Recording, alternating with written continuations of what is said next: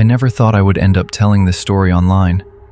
Even now, years later, I still double-check every room in my house before going to bed. I know that sounds paranoid, but if you had gone through what I did, you probably would too. At the time, I was 24 years old and living alone in a 2-story townhouse. It wasn't anything fancy, but I was proud of it. I had worked hard for a few years after college and finally had a place that was mine. About 6 months before everything happened, I had gotten out of a relationship with a girl I'll call Sarah. The relationship started great. She was funny, attractive, and seemed genuinely interested in me. Looking back, there were warning signs from the beginning. She wanted to know where I was all the time. She got upset if I didn't answer texts quickly enough. She constantly asked who I was with and what I was doing. At first, I mistook it for affection. Eventually, I realized it was obsession. When I finally ended things, she didn't take it well. For weeks, she called and texted me from different numbers. Sometimes she'd send long messages apologizing. Other times, she'd accuse me of ruining her life. Then, one day, it all stopped. No calls, no texts, nothing. Honestly, I felt relieved. I thought the nightmare was over. I was wrong. About 2 months later, I started noticing small things around the house. Nothing dramatic, just little things. One morning, I walked into the kitchen before work and found a coffee mug sitting in the sink. The problem was that I hadn't used a mug the night before. I remember staring at it for a few seconds, trying to figure out where it came from. Eventually, I convinced myself that I had forgotten. Everyone forgets things, right? A few days later, I came downstairs and found the pantry door open. I always kept it closed. Again, I blamed myself. Maybe I was distracted. Maybe I was tired. Then I started noticing other things. A kitchen chair slightly pulled away from the table. A bathroom light left on. A blanket folded differently than I remembered. Each individual thing was insignificant, but together they started bothering me. The worst part wasn't the possibility that something was wrong. The worst part was that I started doubting my own memory. Every time I noticed something strange, I would ask myself the same question. Did I actually leave it that way? Or was I imagining things? Weeks passed. Then one night, something happened that I still can't explain. I had fallen asleep on the couch while watching a movie. When I woke up around 3 in the morning, there was a blanket covering me. A thick, gray blanket. I sat there staring at it. I didn't remember getting it. I didn't even remember standing up. For several minutes, I tried to convince myself that I must have grabbed it while half asleep. It was the only explanation that made sense. Still, something about it felt wrong. The next morning, I couldn't stop thinking about it. After work, I bought a small indoor security camera. I told myself I was overreacting, but I installed it anyway. I pointed it toward the kitchen and living room. For 3 nights, nothing happened. I checked the footage every morning. Nothing. By the 4th day, I felt ridiculous. I was actually considering returning the camera. Then the 5th night happened. I came home from work exhausted. I ordered takeout, watched some television, and eventually went upstairs to bed. The next morning, while drinking coffee, I opened the security app. I almost didn't check the footage. I wish I hadn't. The recording showed my living room at around 3:17 a.m. For several seconds, nothing happened. Then someone walked into frame. My stomach dropped instantly.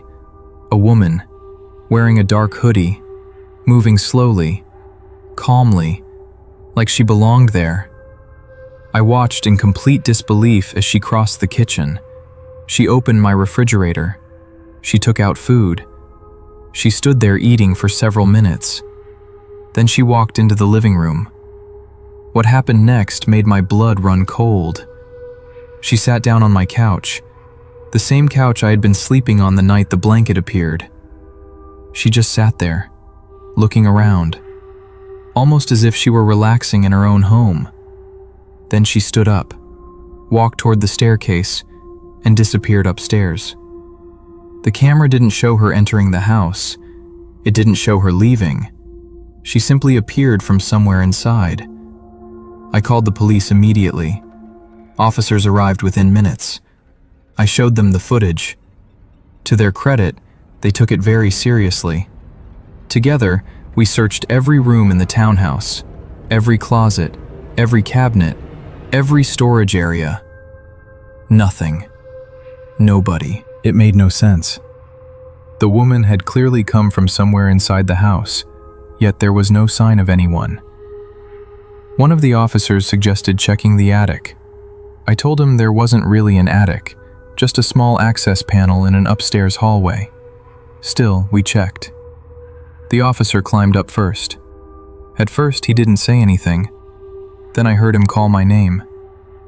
The tone of his voice immediately told me something was wrong. I climbed up after him. What I saw is something I'll never forget. Hidden behind a section of insulation was a narrow space between the walls. It wasn't visible from below. You would never know it existed unless you were looking for it. Inside that space was what looked like a makeshift bedroom. There was a sleeping bag, several bottles of water, canned food, a flashlight, extra batteries, women's clothing, and photographs. Dozens of photographs. Photos of me leaving for work. Photos of me mowing the lawn.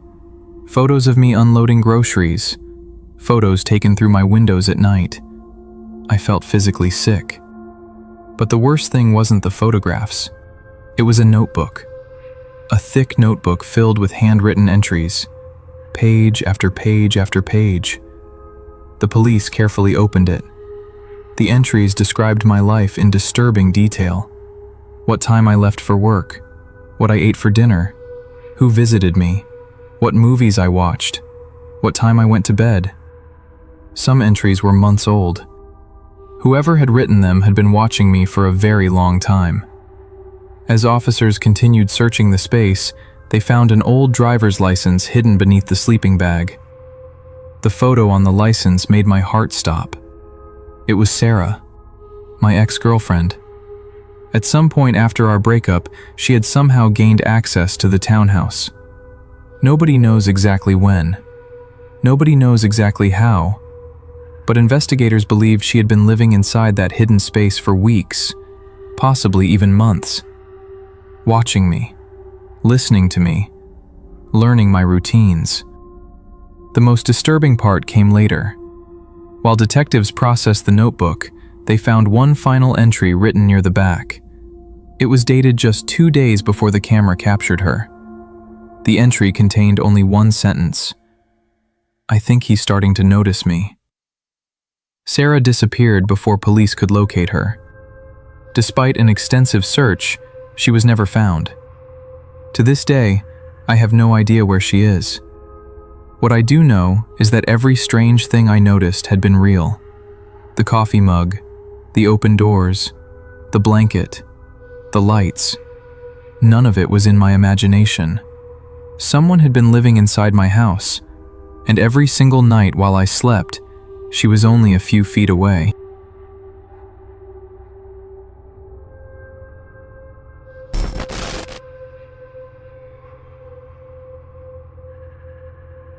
This happened about 4 years ago, and even now there are parts of it that I still don't fully understand.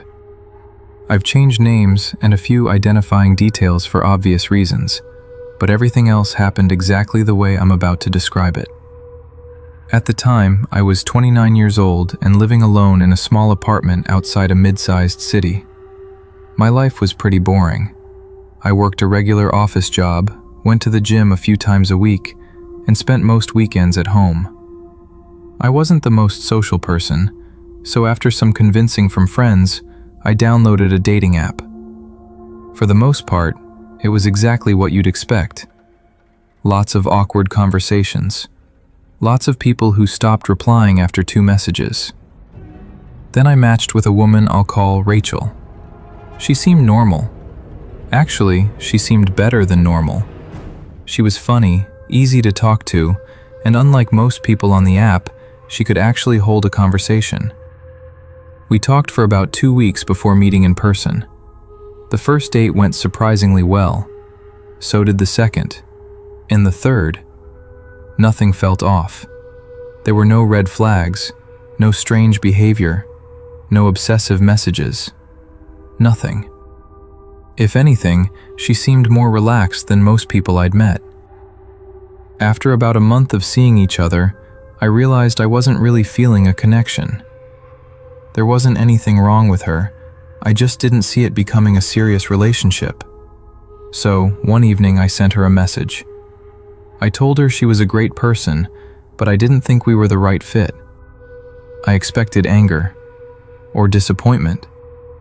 Instead, she replied almost immediately, "No worries, thanks for being honest, good luck." That was it. Honestly, I remember feeling relieved. No drama, no awkward conversations, no problems. At least that's what I thought. About 3 weeks later, I received a text from an unknown number. It simply said, "Hope work wasn't too stressful today." I stared at the message for a moment. I assumed it was meant for someone else. I ignored it. A few hours later, another message arrived. "Traffic looked bad on the highway this morning." That got my attention. I drove through heavy traffic that morning. Still, I figured it was probably a coincidence. I deleted the messages and forgot about them. The next day I received another. Different number, different area code. The message read, "You should get your brakes checked." I frowned. The previous weekend I'd noticed a grinding noise coming from my front brakes. I hadn't mentioned it to anyone, not even my friends.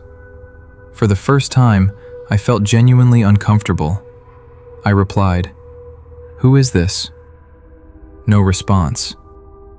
A few minutes later, the number became inactive. I couldn't call it. I couldn't text it. Nothing. Over the following weeks, the messages continued. Always from different numbers. Always short. Always strange. Sometimes they mentioned places I'd been. Sometimes they referenced things I'd done that day. Never directly. Never enough to prove anything. Just enough to make my skin crawl. One message read, "That blue shirt looks better than the black one." Earlier that afternoon, I'd spent 10 minutes deciding which shirt to wear before going out.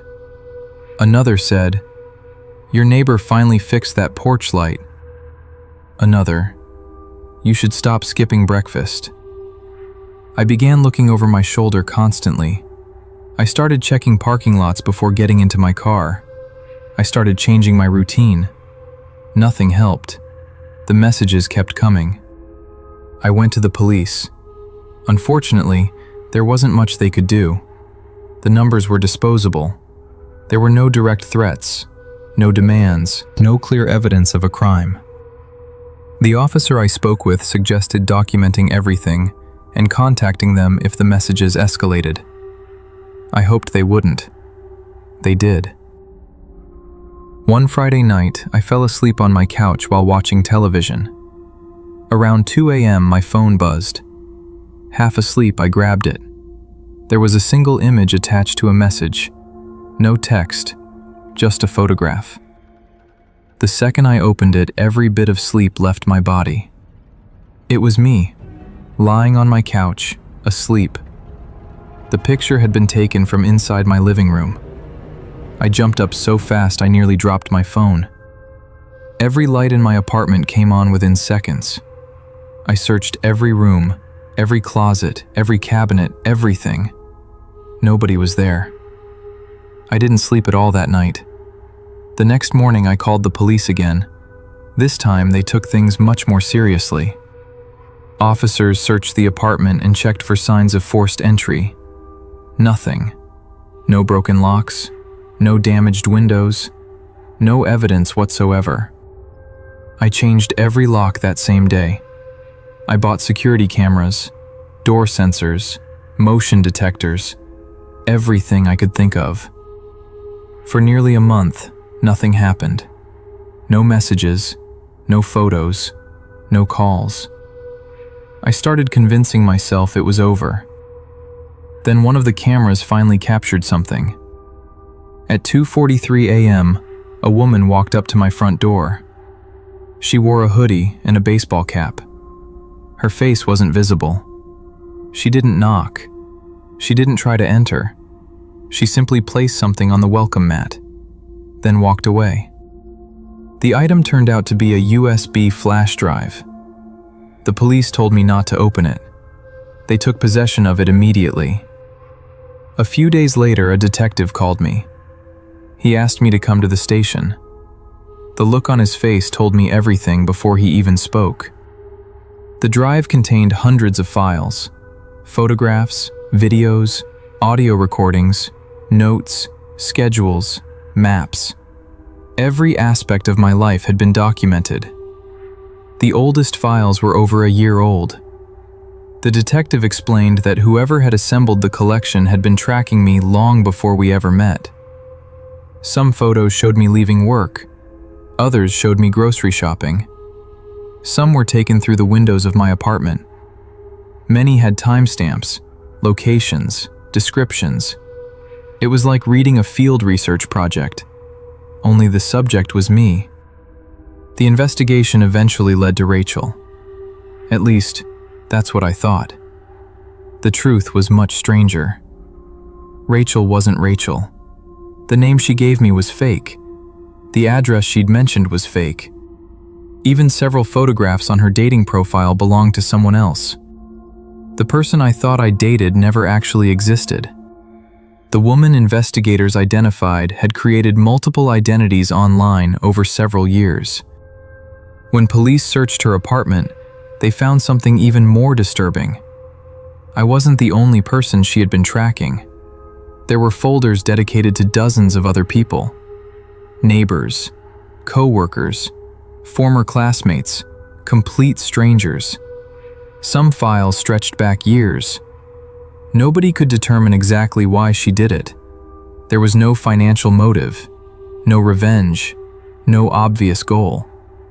She simply became obsessed with observing people, collecting information, recording their lives. The detective later told me something I wish I never knew. My folder wasn't even the largest one, not even close. Years have passed since then. The woman was eventually arrested on multiple charges, but there's one thing that still bothers me. During the investigation, detectives discovered that she had first started documenting my life almost 8 months before we ever matched on the dating app. Meaning our relationship wasn't where the stalking began. The relationship was simply her way of getting closer. To this day, I don't know where she first saw me. I don't know why she chose me. And I don't know how many times we crossed paths before I ever noticed her. What I do know is that for nearly 2 years, someone knew almost everything about my life, while I knew absolutely nothing about hers.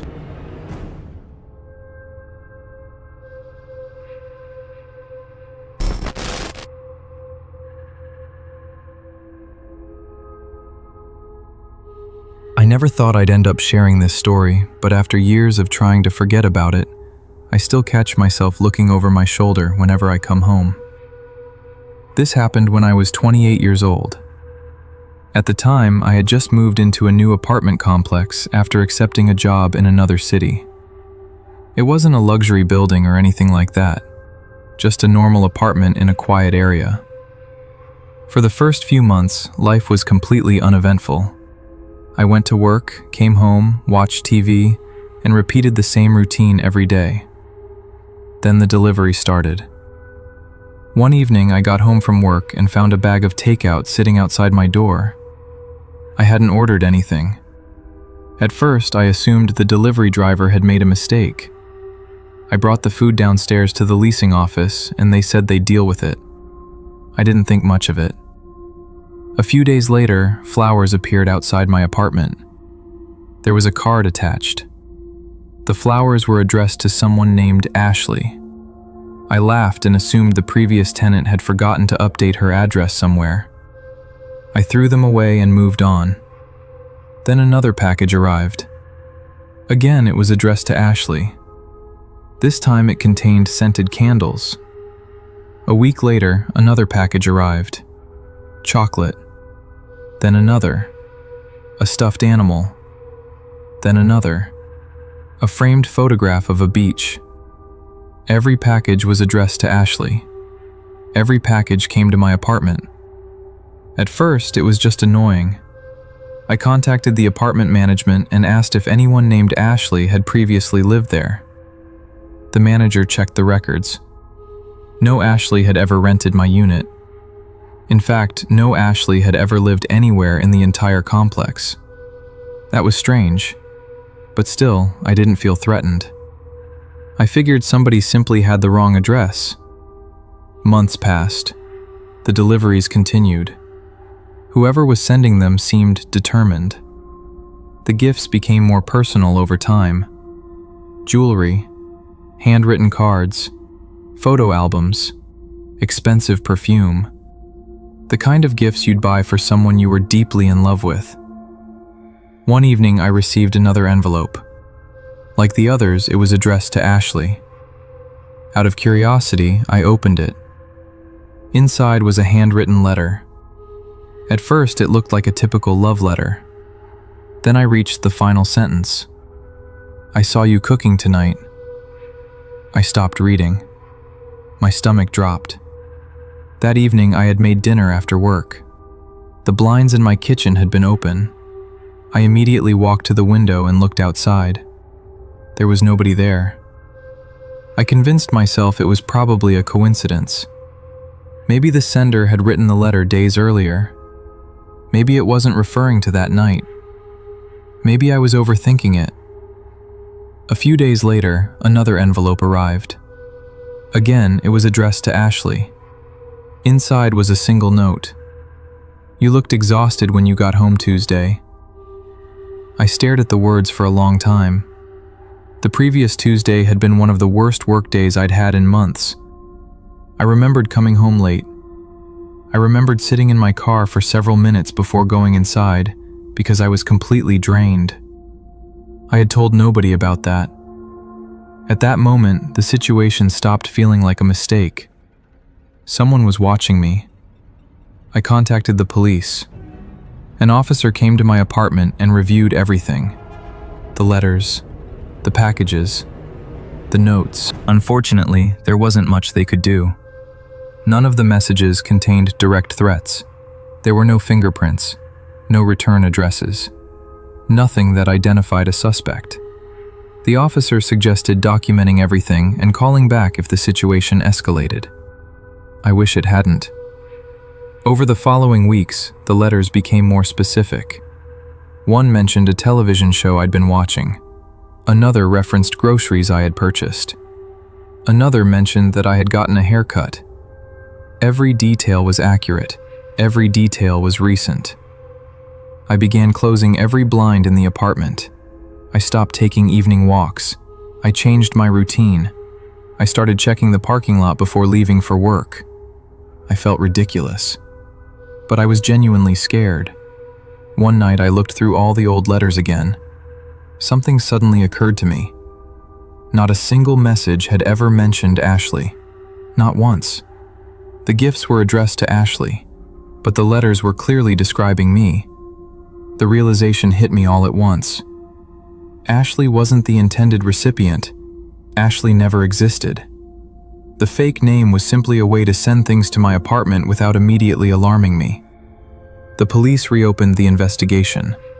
This time, they obtained security footage from nearby businesses and traffic cameras. Eventually, they noticed something unusual. A man appeared repeatedly near my apartment complex. Not every day, not every week, but often enough to stand out. Sometimes he sat inside a parked vehicle across the street. Sometimes he stood near a bus stop. Sometimes he walked through a nearby shopping center. Always watching, always alone. never approaching me, never speaking to anyone. Detectives reviewed older footage, then older footage still. The same man appeared again, and again, and again. The timeline stretched back over a year, more than 12 months before I had even moved into the apartment. That discovery confused everyone. How could he have been watching me before I lived there? The answer was even stranger. He wasn't attached to the apartment. He was attached to me. Investigators eventually identified him and searched his home. What they found was one of the most disturbing things I've ever heard. There were hundreds of photographs, not just of me, of dozens of people. Neighbors, strangers, people from grocery stores, people from coffee shops, people walking their dogs. Each person had their own folder, their own collection of notes, their own timeline. The man had spent years quietly observing random people, documenting their routines, tracking their habits, recording details about their lives. I wasn't special. I wasn't targeted because of something I did. I was simply one of many people who had caught his attention. During questioning, investigators asked him why he chose me. His answer still bothers me years later. He said, "I saw him one day and became curious." That was it. No grudge, no revenge, no obsession caused by a relationship. Nothing. Just curiosity. The investigation eventually revealed that he had first photographed me leaving a grocery store nearly 2 years before I ever learned he existed. For almost 2 years, a complete stranger knew where I shopped, where I worked, when I came home, and how I spent my weekends. Meanwhile, I could have passed him 100 times on the street and never recognized his face. That's the part that still keeps me awake sometimes. Not the letters, not the gifts, not even the photographs. It's knowing that someone can become interested in your life for no reason at all, and you may never notice they're there until it's far too late.